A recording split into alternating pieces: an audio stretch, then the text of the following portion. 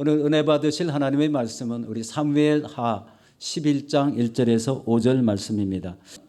그 해가 돌아와 왕들이 출전할 때가 되매 다윗이 요압과 그에게 있는 그의 부하들과 온 이스라엘 군대를 보내니 그들이 암몬 자손을 멸하고 랍바를 에워쌌고 다윗은 예루살렘에 그대로 있더라.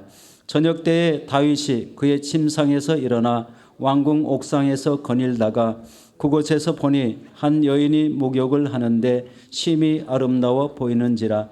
다윗이 사람을 보내 그 여인을 알아보게 하였더니 그가 아뢰되 그는 엘리암의 딸이요 햇사람 우리아의 아내 바세바가 아니니까 하니 다윗이 전령을 보내어 그 여자를 자기에게로 데려오게 하고 그 여자가 그 부정함을 깨끗하게 하였으므로 더불어 동침하며 그 여자가 자기 집으로 돌아가니라. 그 여인이 임신하며 사람들을 보내 다윗에게 말하여 이르되 내가 임신하였나이다 하니라. 아멘.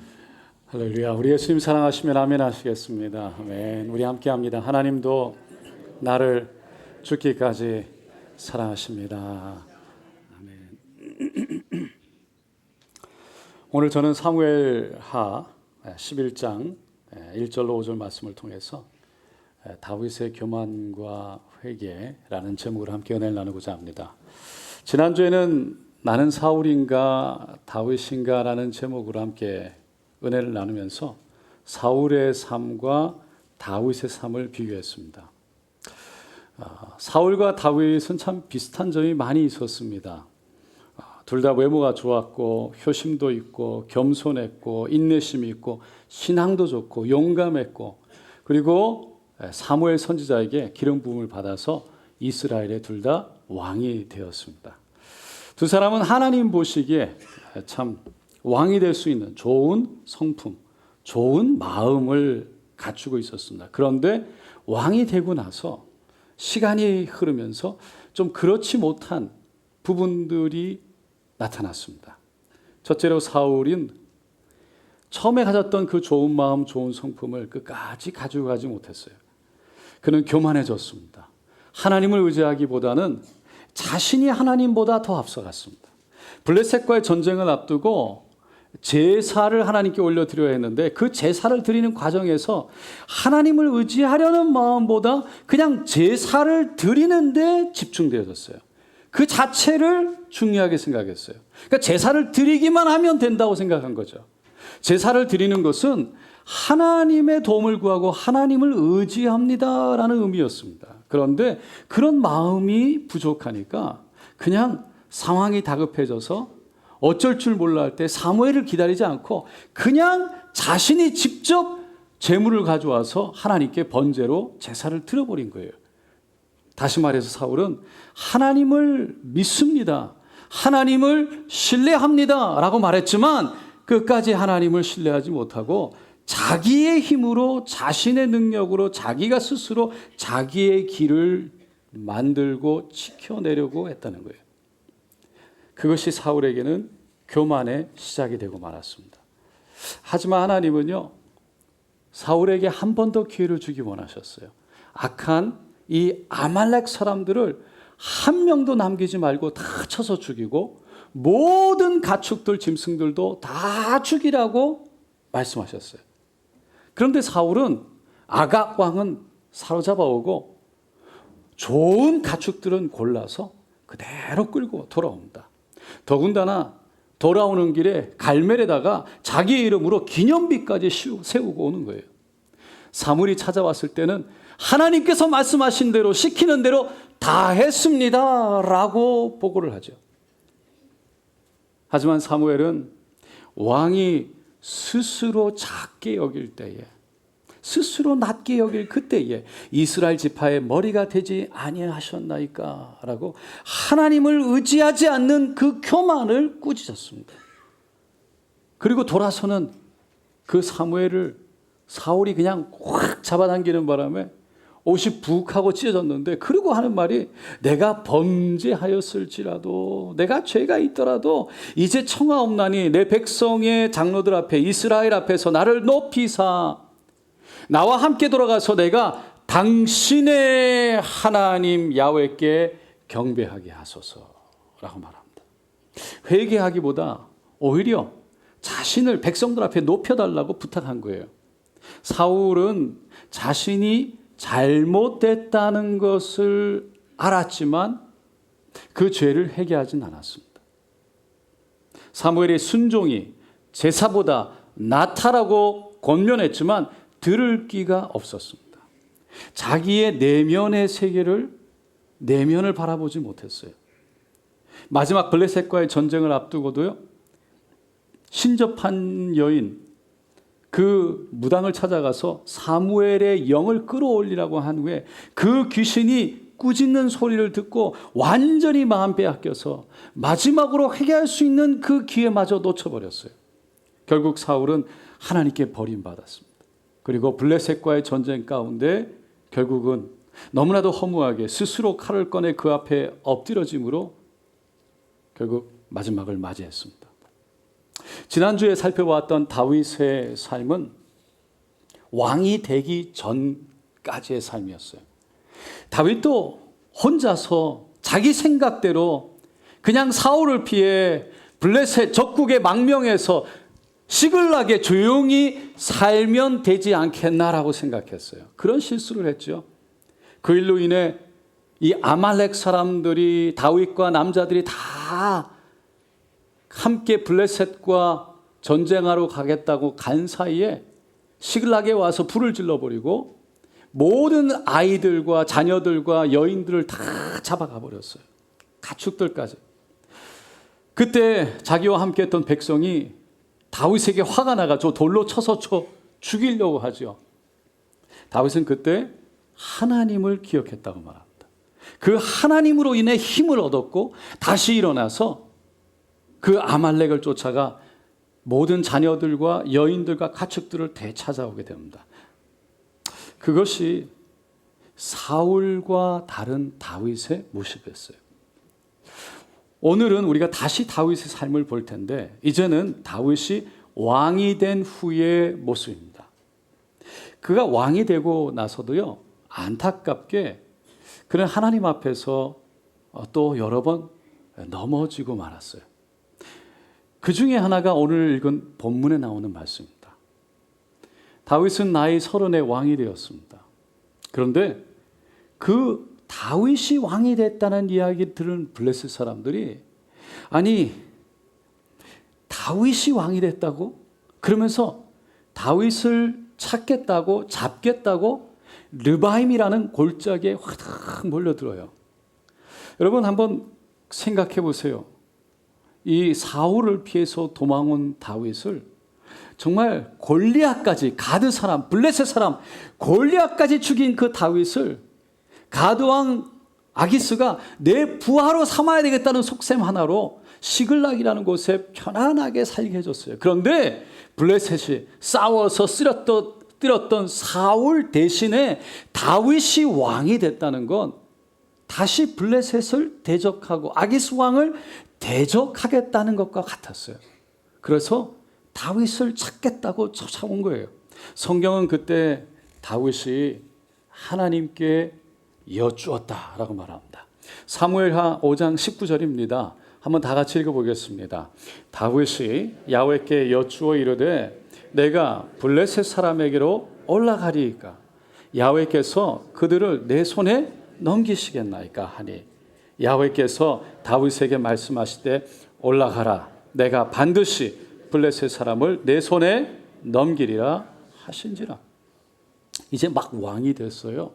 그러니까 모든 것이 서툴고 모든 것이 낯선 거예요. 그런데 이 블레셋 사람들이 지금 갑자기 자기를 잡겠다고 막 르바임 골짜기에 가득 몰려온 겁니다. 그러니까 얼마나 다윗의 입장에서는 좀 당황스럽기도 하고 얼마나 좀 겁나기도 하고 그랬겠어요. 근데 다윗은 그때 하나님 앞에 여쭈어요. 블레셋 사람들과 싸워야 되겠습니까? 하나님의 말씀대로 나가 싸워서 결국 이기게 됩니다. 그런데 블레셋 사람들이 그 쉽게 물러나지 않았어요. 또다시 르바임 골짜기로 확 몰려와서 가득 그 자리를 채웁니다. 다윗은 성경에 보면 다시 하나님 앞에 엎드려서 여쭙게 됩니다. 그리고는 하나님이 주시는 지혜로 이번에는 앞에서 간 것이 아니라 돌아서 뒤에서 치니까 그들을 다시 이기게 되는 겁니다. 다윗은 그렇게 모든 일에 먼저 하나님께 여쭙고 하나님이 주시는 지혜로 감당했어요. 모든 일을 행했어요. 늘 하나님과 그래서 함께하기를 원했어요. 그래서 블레셋을 다 무찔러 놓고는 그 다음에 한 일이 뭐냐면 아비나답에 있던 그 언약궤 하나님의 궤를 예루살렘으로 다윗의 성으로 모셔오는 거였어요. 하나님의 궤는 모세가 시내산에서 40일 동안 금식하면서 십계명을 받을 때 하나님의 음성을 듣고 이렇게 하나님의 궤를 만들어라 라고 해서 만든 거예요. 그 하나님의 궤는요, 언약궤는 성막이라는 텐트 안에 있는데 그곳에는 실제로 하나님의 임재가 함께 했어요. 이 하나님의 언약궤입니다. 그래서 이 언약궤와 함께 한다는 것은 곧 하나님과 함께 한다는 것이었어요. 이렇게 중요한 언약궤를 이 사무엘 선지자가 어렸을 때, 그리고 엘리가 이스라엘의 제사장이었을 때 블레셋과 싸우다가 언약궤를 빼앗기고 말죠. 그런데 언약궤를 빼앗아간 그 블레셋 사람들에게 하나님이 악한 독한 종기를 내어가지고 그냥 힘들게 되니까 이 사람들이 겁이 나서 술에다가 저 언약궤를 실어가지고 그냥 이스라엘로 다시 돌려보냅니다. 그때 기랏 여아림으로 가게 되는데 그곳에 살고 있던 아비나답이라는 집에 모셔놓게 되는 거예요.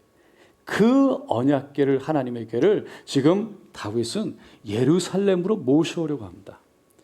3만 명이 되는 이스라엘 사람들을 선택합니다. 뽑습니다. 그리고는 이 잣나무로 만든 여러 가지 악기들, 수금, 비파, 소고, 양금, 재금 하나 앞에서 막 연주를 하게 해요.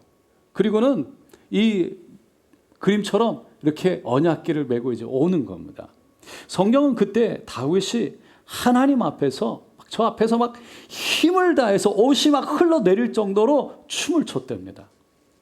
여러분, 힘을 다해서 춤을 췄다는 게 무슨 의미일까요?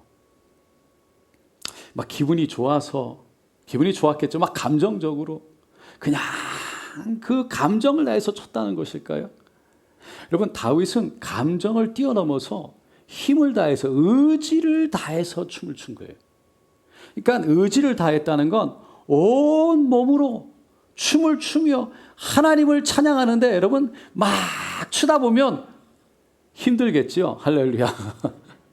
그런데 그냥 힘들어도 그냥 다른 사람들이 보기에 민망해도 그냥 일부러 자기의 의지를 다해서 온 힘을 다해 하나님 앞에 표현했다는 거예요. 여러분, 우리가 찬양할 때요, 눈을 감기도 하고 손을 들기도 하죠. 근데 그때 단순히 우리의 감정적으로 우리 기분에 따라서 손을 들기도 하고 내리는 게 아니에요.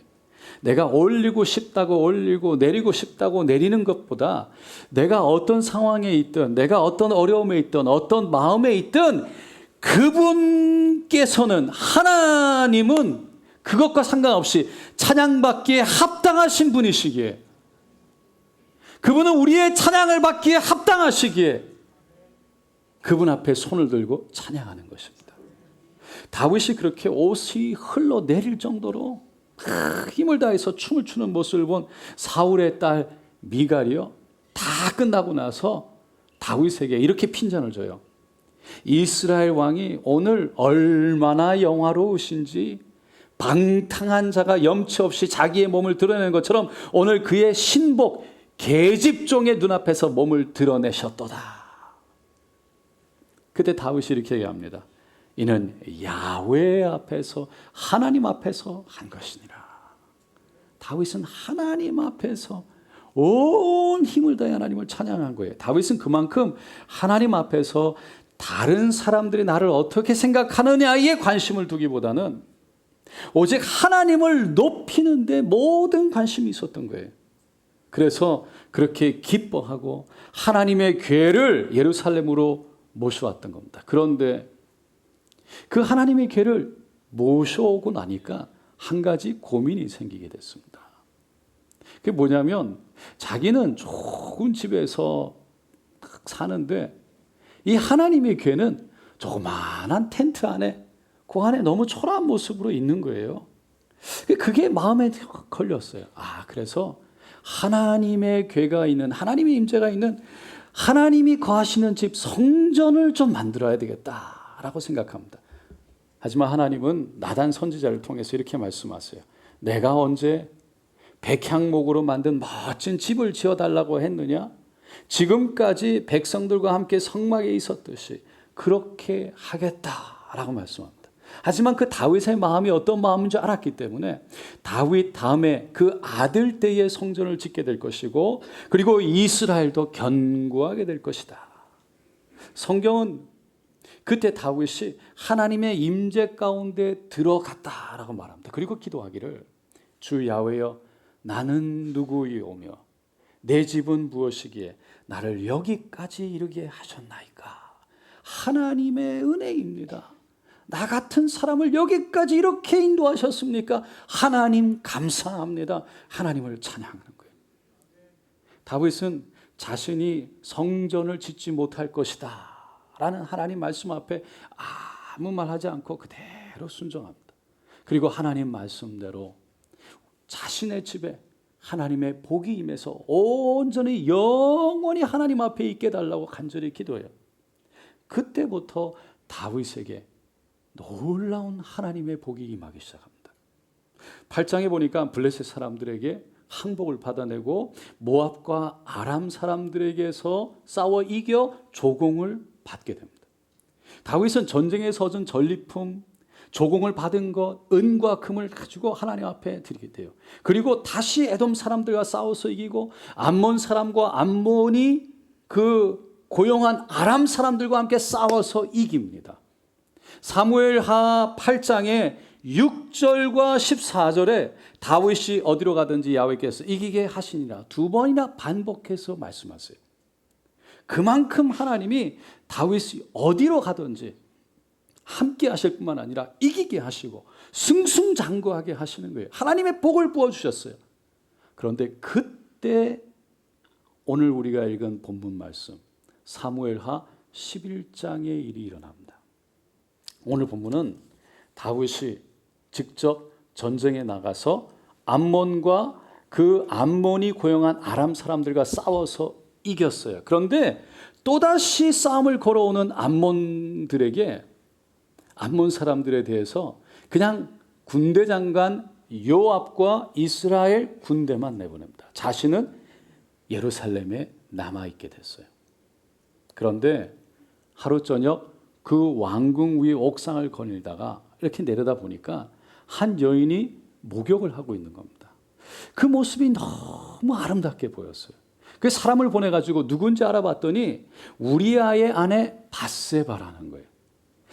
분명히 남편 있는 여인이라고 얘기를 했지만 다윗은 사람을 보내서 데려오게 합니다. 그리고 하지 말아야 될 일을 하고 말아요. 그로 인해서 밧세바가 임신을 하게 되죠. 다윗은 자신의 죄를 감추기 위해서 전쟁터에 나가 있던 우리아를 궁으로 들려드립니다. 그리고 집으로 돌아가서 밧세바와 함께 잠자리를 하도록 유도를 했지만 우리아는 요압과 부하들이 전쟁터에 있으니 내가 어떻게 편하게 집에 가서 자리요. 그리고 부하들과 함께 이틀 밤을 보냅니다. 결국 다윗은 우리아를 다시 전쟁터로 돌려보내면서 편지를 하나 지어주죠. 요압이 그걸 들어보니까 거기에는 이 우리아를 혼자 그 암몬 사람들이 싸우는 성벽 앞에 가까이 가게 해서 결국은 죽게 하라라는 이야기였어요. 결국 우리아는 그렇게 죽음합니다. 성경은 사무엘하 11장 27절에 다윗이 행한 그 일이 야훼 보시기에 악하였더라라고 합니다. 여기에서 우리가 배우게 되는 매우 중요한 것이 하나 있습니다. 그것은 모든 일이 잘 되고 모든 일이 평안하고 모든 일이 형통할 때 그때 우리도 모르는 교만이, 마음이 풀려버리는 교만이 들어올 수 있다는 거예요. 그 교만이 들어올 수 있음을 조심해야 된다는 거예요. 다윗은 어디로 가든지 하나님께서 이기게 하시는 형통을 경험했어요. 나라가 굳건히 세워졌어요. 적군들이 쳐들어와도 장수들만 보내도 될 정도로 감당할 수 있는 힘도 생겼어요. 그러자 다윗은 자기도 모르게 마음이 풀려버리는 거예요. 그리고는 그때 밧세바가 눈에 들어왔습니다.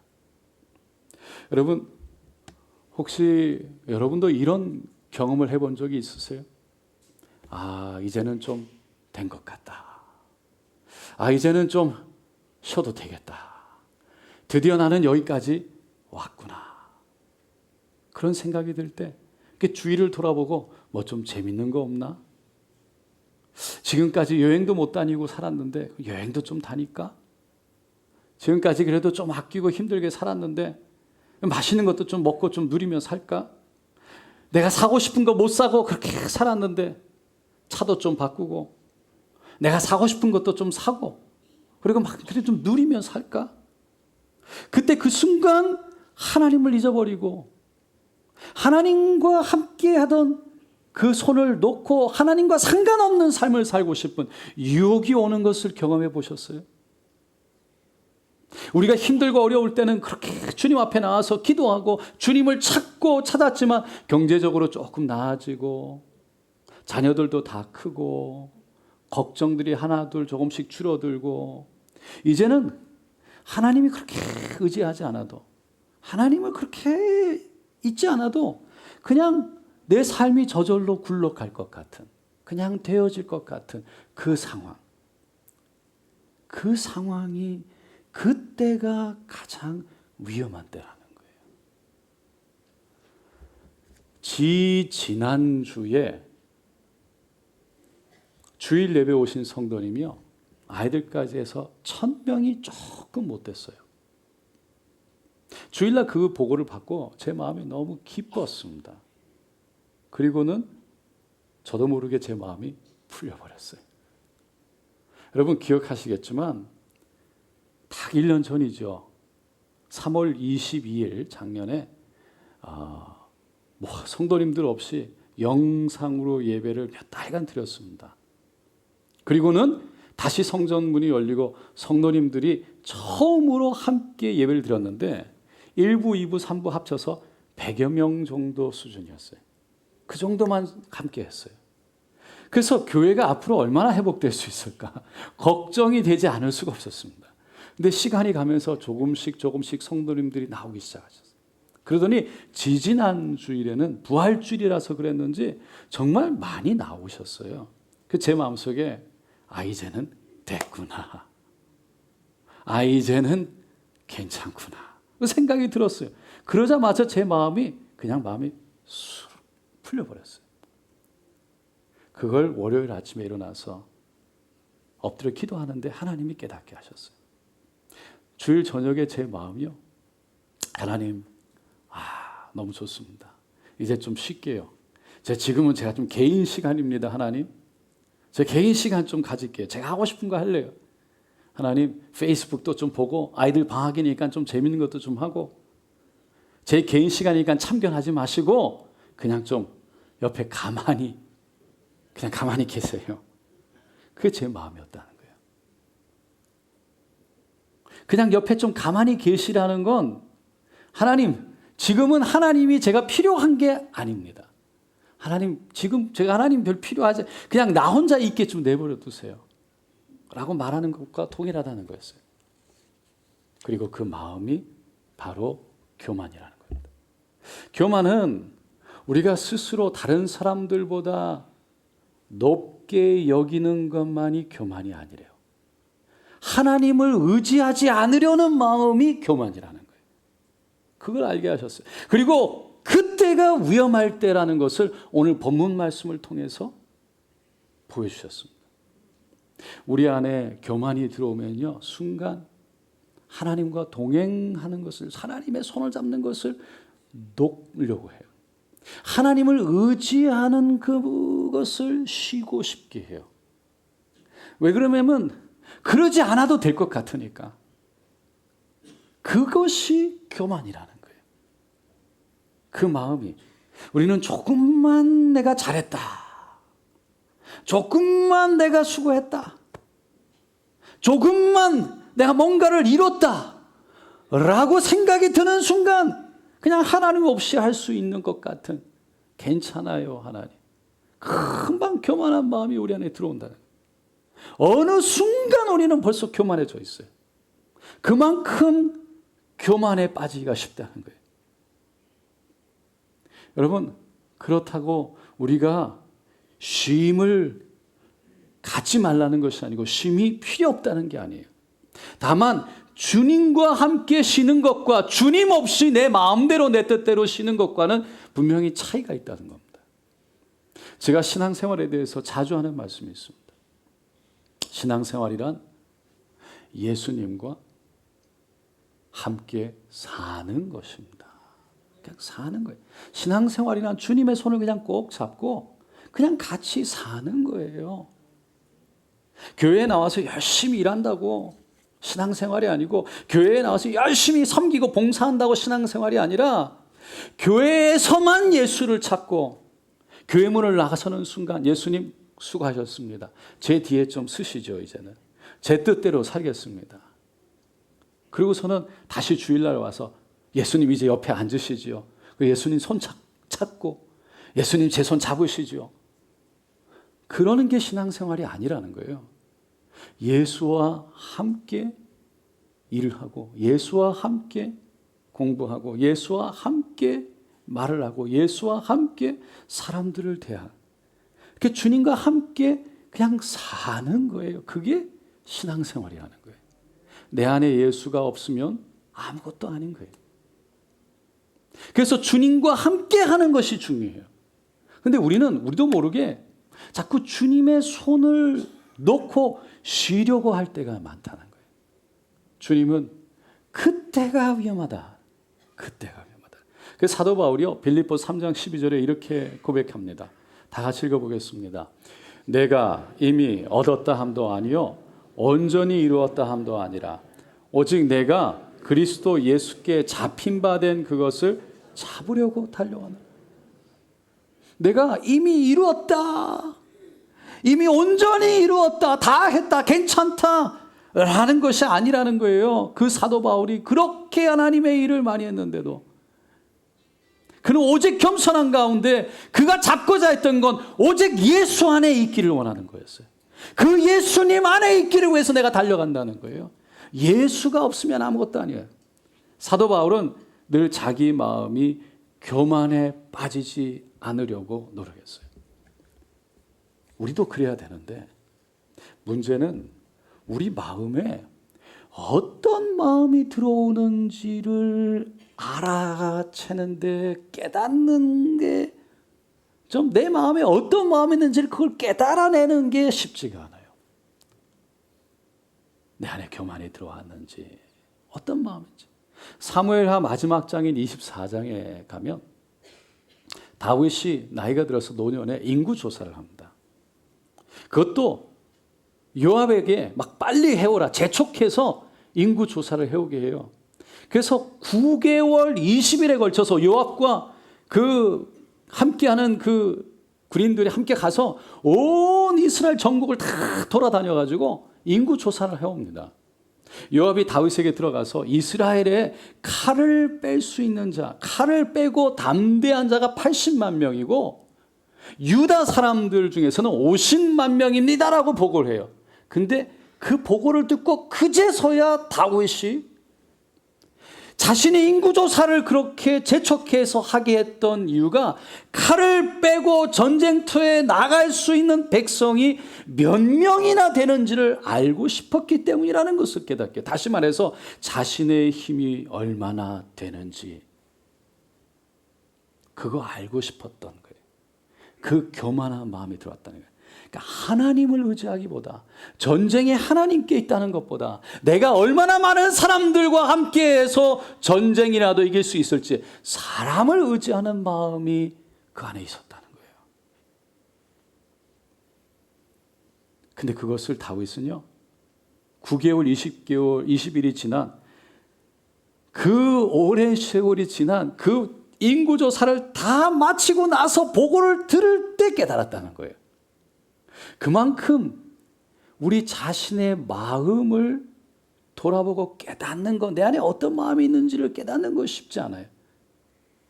어떤 여인이 하나님께 간절히 기도했답니다. 하나님, 남자를 이해하게 해주세요. 사랑하며 용서하는 마음, 어떤 상황에서도 참을 수 있는 인내하는 마음을 주세요. 하지만 제게 힘과 지혜는 주지 마세요. 힘을 주시면 남편을 때려 죽일 것 같고, 지혜를 주시면 지도 새도 모르게 죽일 것만 같습니다. 할렐루야. 자기의 마음을 너무나 잘 알고 하나님께 기도했어요. 농담이지만 자기의 마음을 하는 게 중요하다는 거예요.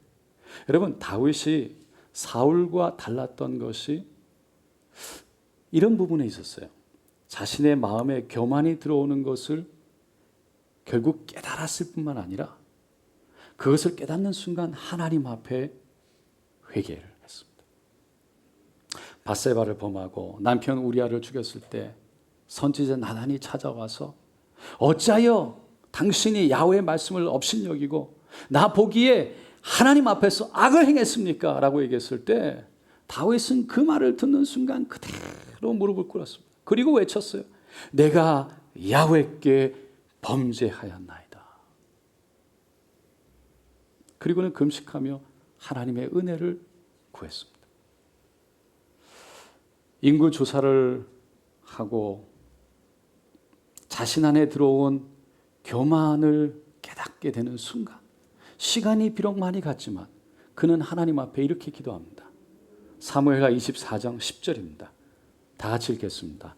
다윗이 백성을 조사한 후에 그의 마음에 자책하고 다윗이 야훼께 아뢰되 내가 이 일을 행함으로 큰 죄를 범하였나이다. 야훼여 이제 구하옵나니 종의 죄를 사하여 주옵소서. 내가 심히 미련하게 행하였나이다 하니라. 사실 사울과 다윗의 삶을 가만히 보면요, 허물로 죄로 따져보면요, 결코 다윗이 적지 않은 죄를 지었어요. 다윗의 허물이 적지 않았어요. 사울은요, 불순종했지요. 그래서 아말렉과의 전쟁터에서도 그 좋은 가축들을 다 그대로 가져왔어요. 다윗도 자기 생각대로, 그냥 생각되는 대로 그냥 사울을 피해 시글락에 들어가서 조용히 인생을 끝내려고 그랬어요. 그래서 그것 때문에 함께했던 백성들이 엄청 어려운 일에 처했죠. 사울은 다윗을 미워했지만, 죽이려고 했지만, 다윗은 사실 자신의 부하 우리아의 아내를 간음했을 뿐만 아니라 그 우리아를 죽이기도 살인하기도 했습니다. 사울은 접신하는 무당을 찾아가서 사무엘의 영을 의지하려고 했지만 다윗은 인구 조사를 통해서 사람들을 의지하려고 했어요. 그리고 그것 때문에 이스라엘에 3일 동안 전염병이 돌아와서 무려 7만 명이나 되는 백성이 죽어나갔어요. 그런데 사울은 버림을 받고요, 다윗은 버림받지 않았습니다. 그 이유가 그들의 죄가 크고 작음에 있는 것이 아니라 죄를 지은 이후에 그들이 취한 태도에 있었습니다. 사울은 죄가 드러났을 때 계속해서 변명했습니다. 책임을 회피했습니다. 그러나 다윗은 그 자리에 엎드려 눈물로 회개했습니다. 그러한 다윗을 하나님은 품으셨던 겁니다. 사랑하는 성도 여러분, 사람은 누구나 실수할 수 있습니다. 누구나 넘어질 수 있습니다. 그런데 중요한 것은 그 이후의 일입니다. 하나님 앞에서 내 모습이 그대로 드러날 때, 하나님 앞에서 내 모습이 그대로 보여질 때, 그때 그 모습을 드러내고 하나님의 긍휼을 구하는 자가 하나님의 은혜를 입게 되는 거예요. 하나님, 제가 이렇습니다. 하나님, 너무 부끄럽습니다. 하나님, 내 모습이 너무 초라합니다. 이제 하나님 앞에 나갈 힘도 없습니다. 하나님께서 저를 붙들어 주시옵소서. 십자가의 보혈로 나를 덮어주시고 하나님의 은혜로 나를 다시 일으켜 주시옵소서. 그때 하나님은 우리를 찾아오셔서 상처난 마음을 만져주시고 죄악을 씻어주시고 다시 일으켜 주실 줄로 믿습니다. 다윗은 시편 34편 18절에 이렇게 고백합니다. 우리 함께 읽겠습니다. 야훼는 마음이 상한 자를 가까이 하시고 충심으로 통회하는 자를 구원하시는도다. 주님 앞에 나아가 하나님의 긍휼을 구하는 저 여러분 되시기를 예수님의 이름으로 축원드립니다.